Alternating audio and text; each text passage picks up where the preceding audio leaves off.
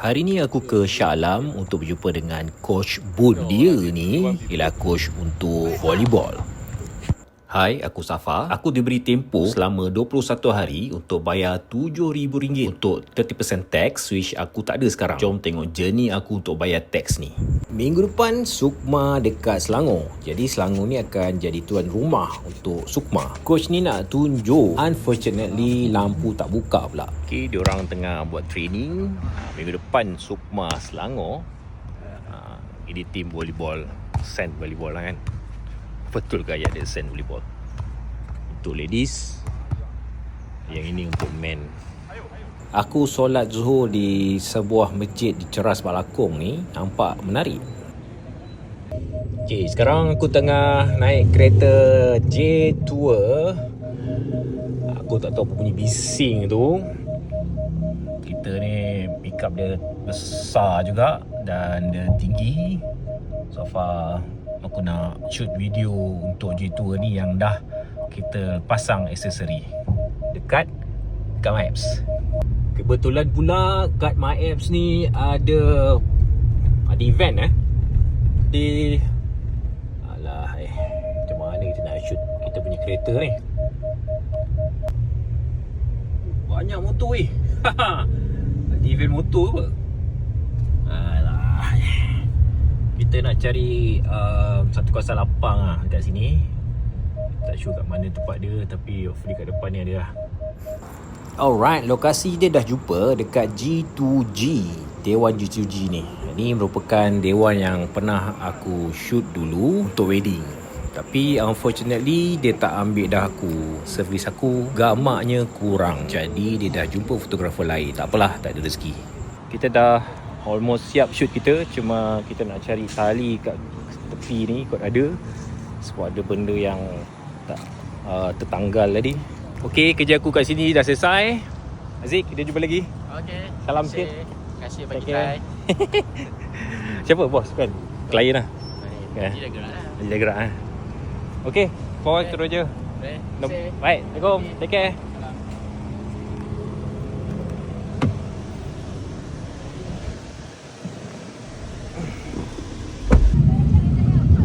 Dah dulu dah? Okay. Alright. Kita balik dekat atas ni. Wow, apa yang menarik kat sini?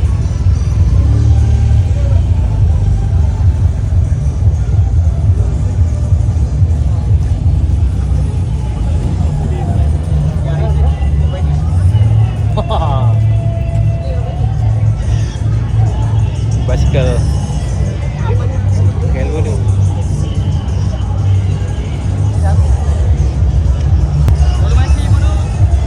Ya, kau rasa macam tak dapat nak melawat semua kat sini. Selamat Hari Raya.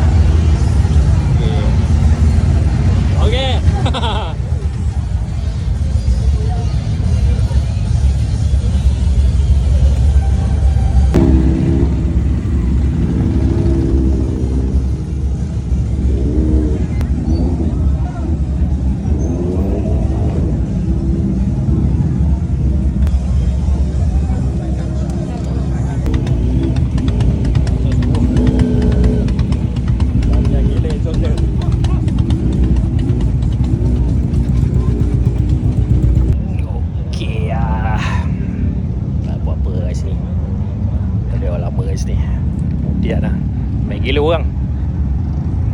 Bulan pula nak shoot sini kan.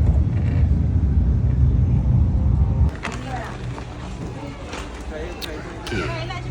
Kita nak beli kasut bola satu. Dah lama tak main bola. Dia lah dalam 8 tahun rasanya. InsyaAllah lah kalau lutut okey kan. Kita ambil jenis yang ni 219. Hari ni kita dah dapat satu klien yang kita belum hantar quotation untuk kita jumpa dengan Coach Bun tu tadi. Aku rasa dia sekadar untuk kita kita dapatkan yang working lah. Alhamdulillah, itu saja untuk hari ni. Kita tengok pula besok pula macam mana. So far sale kita masih lagi kosong.